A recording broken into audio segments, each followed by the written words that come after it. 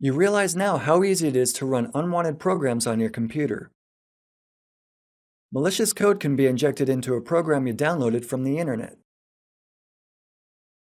Not installing updates regularly can also contribute to the unauthorized remote launch of programs and processes. There are many potential threats.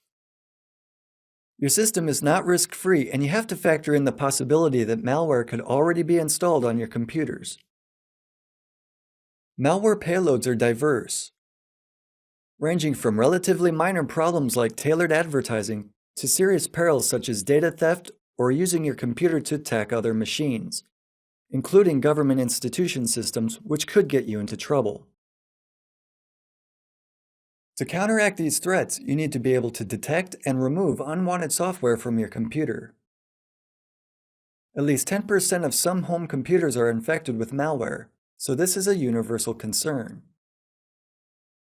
If your computer runs one unwanted program, you can be sure that soon the system will be plagued with a myriad of malware.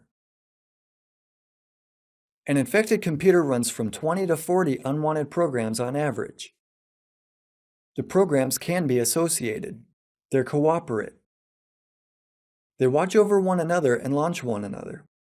They'll try to prevent each other's removal. What should you do if you suspect that your computer is infected with malware of this type? First, you need to keep it from spreading. It can be done simply by disconnecting a computer from a network. Next, it's necessary to identify suspicious processes. Often, the unwanted or malicious programs will try to conceal themselves in the system. They can hide as system components or run as drivers. There are also low-level programs that hide in BIOS or uniprocessor unit systems. If you manage to identify the malicious processes, terminate them.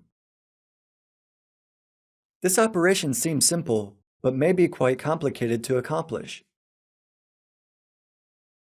If you terminate one process, it will be promptly relaunched by other allied processes. Standard Windows tools don't allow for suspending or freezing processes or terminating more than one process at a time. That's why this simple attack strategy is so effective. Assuming that you have successfully terminated a malicious process, you need to prevent it from running again after the system is restarted. It's vital to locate the paths that have been modified by the malware, configuration settings, and remove unwanted programs entries. It's also good to get rid of binaries of unwanted programs. Provided they're not added to other programs, they should be deleted. If they're injected into other programs, the entire program has to go. Your last task is a controlled computer restart.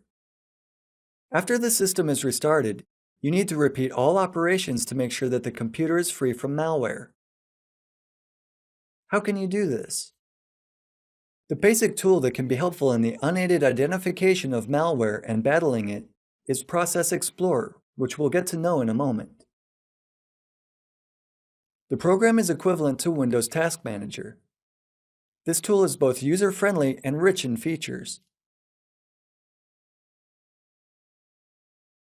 Before we run it, I'll give you some hints on what you should pay attention to.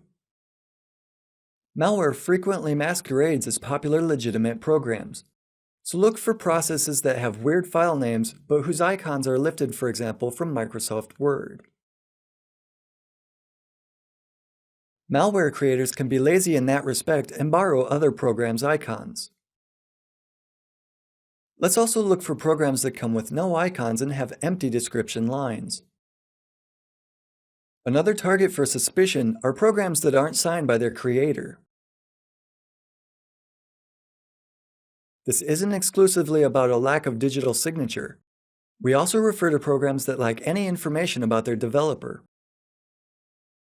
All files and processes that claim to be provided by Microsoft is submitted in the manufacturer name field, but have no digital signature should be carefully eyed. Microsoft has been digitally signing their applications for many years.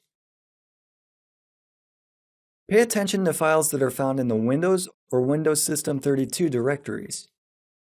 The system folders should contain only Microsoft applications. Software has not been installed there for quite some time.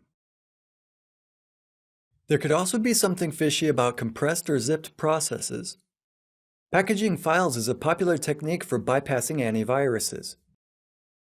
If a file is compressed or encrypted, an AV scanner will be unable to match it to a known signature of a malicious program.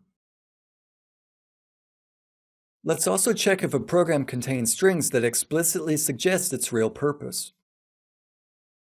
If a program contains, for example, the own you string, this spells trouble. If you find a URL inside, especially if a program developer did not use the name of the site but only its IP address, this is also suspicious. The addresses are probably services or servers that a program connects to for instructions or updates. You should also pay close attention to applications that actively use internet connection. These programs send and receive data, and we had no idea that they even run on our computer. Let's also look at programs that hide under popular processes such as svc host exe or run dll32 exe. The programs are used to launch system services or libraries.